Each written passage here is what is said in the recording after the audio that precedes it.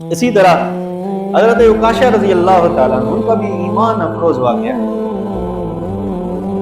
کہ لڑائی کر رہے ہیں، جنگ کر رہے ہیں، میدان بدر میں ہیں اور ان کی تلوار ٹوٹ گئی۔ بھاگتے ہوئے حضور نبی کریم صلی اللہ علیہ وسلم کے پاس تشریف لاتے ہیں، فرماتے ہیں حضور میری تلوار ٹوٹ گئی۔ حضور کے ہاتھ میں چھڑی تھی، ٹہنی تھی، چھڑی تھی۔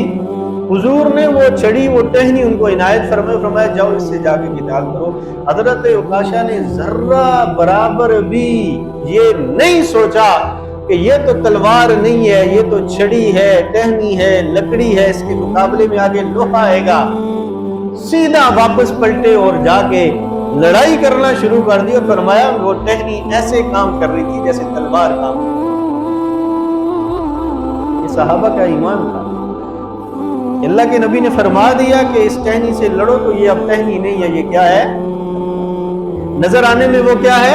لکڑی ہے، نظر آنے میں وہ ٹہنی ہے، نظر آنے میں وہ چھڑی ہے، لیکن حضور نے فرمایا ہے کہ اس سے لڑو تو اب اسی سے لڑنا ہے، کسی اور سے۔ یہ تھا حضور پہ ایمان۔ آج اگر ہمارا حضور پہ ایسا غیر متزلزل قسم کا ایمان آ جائے، اللہ پہ ایسا غیر متزلزل قسم کا ایمان آ جائے، خدا کی قسم ہماری زندگی سکون اور اطمینان سے بھر جائے، سکون اور اطمینان سے بھر جائے۔ لیکن معاملہ اور ہے، میرا اور آپ کا حضور کی بات پہ ایمان نہیں ہے،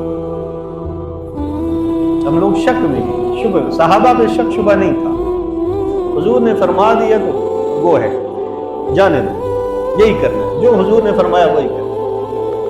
تو ہمیں بھی ایسا ایمان پیدا کرنا چاہیے کہ حضور نے جو جو باتیں ارشاد فرمائی ان میں خیر ہے، اور جن جن باتوں سے حضور نے منع فرمایا ان میں شر ہے، ان میں برائی ہے، ان چیزوں سے اپنے آپ کو ہم نے بچانا ہے۔